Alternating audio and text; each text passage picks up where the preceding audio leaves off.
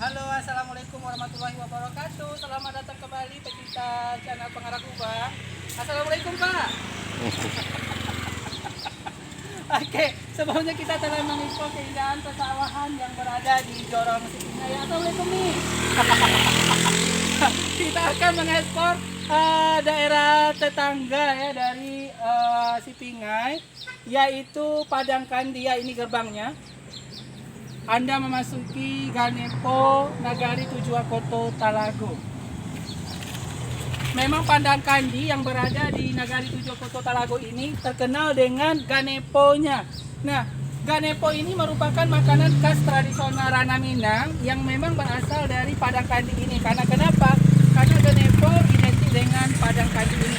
Ganepo merupakan sejenis olahan ubi yang digoreng renyah, gurih seperti kerupuk yang terkenal dengan bumbu kunyitnya.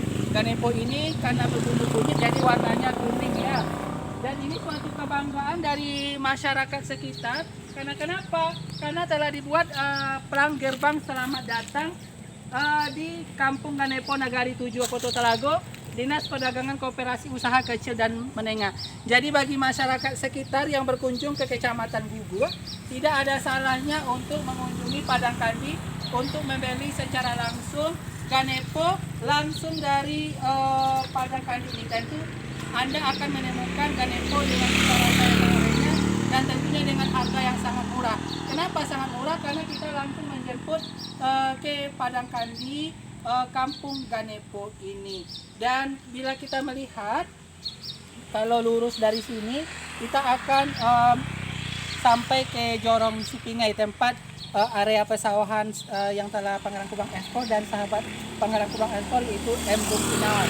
Dan ini merupakan jalan menuju ke Koto Koci dan bisa juga tembus ke Ampang Gadang, Padang Japang dan Limbanang.